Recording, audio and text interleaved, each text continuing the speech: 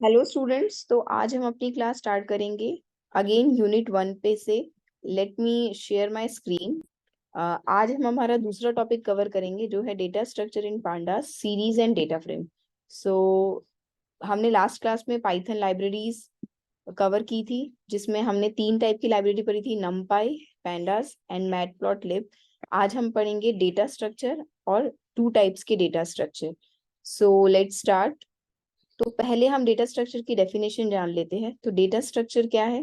Data structure is a collection of data values and operations that can be applied to data.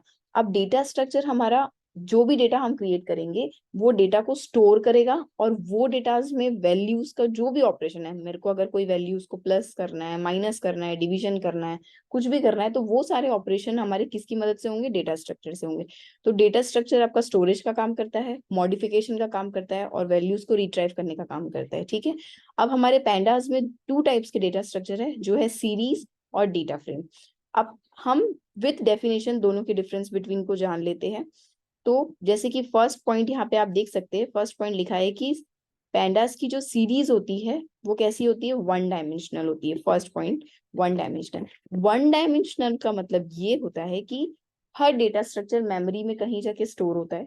जो भी data हम create करते हैं, अगर मैंने अपना नाम लिखा कंप्यूटर में तो वो भी कहीं जाके कहीं स्टोर होगा, मेमोरी में स्टोर होगा। तो वैसे ही हमारे पांडास में या हमारे पाइथन में जो भी हम चीजें लिखते हैं वो कहीं ना कहीं जाके स्टोर होती है, जिनको हम अभी इंडेक्स का नाम ले रहे हैं। ठीक है। तो हमारे पैंडास की सीरीज में जो भी डेटा हम क्रिएट करेंगे वो 1 डायमेंशनल होगा। 1 डायमेंशनल का मतलब ये है कि एक इंडेक्स की एक ही वैल्यू होगी, ओनली वन। ठीक है। अब यहाँ पे बोला जा रहा है कि डेटा फ्रेम कैसा होगा? 2 डायमेंशनल होगा। 2 डायमेंशनल का मतलब ये नहीं है कि दो वैल्यू होगी।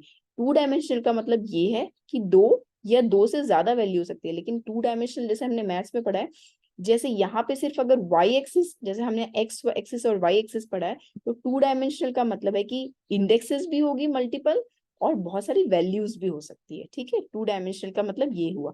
अब सेकेंड पॉइंट जो हमारा सीरीज का है, सीरीज कैसी है? होमोजीनियस है पैंडास की।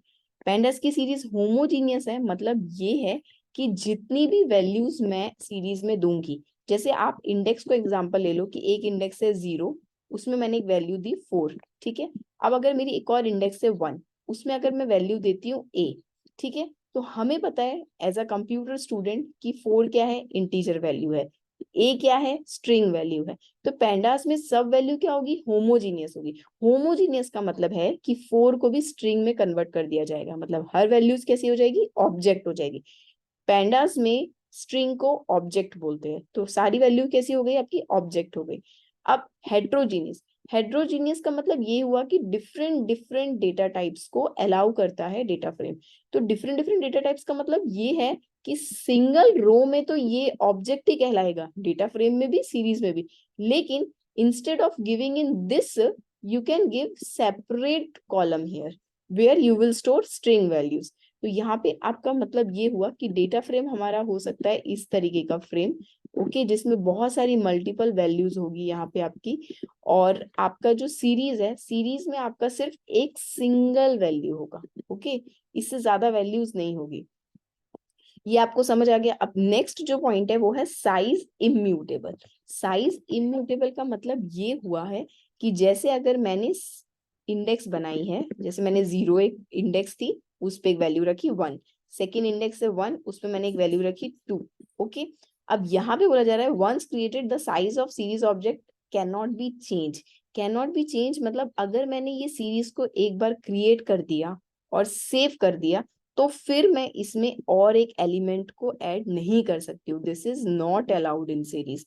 डेटा फ्रेम में क्या है? Size mutable. म्यूटेबल का मतलब ये हुआ कि you can change size of your data frame, मतलब एलिमेंट्स डिलीट भी हो सकते हैं, एलिमेंट्स ऐड भी हो सकते हैं।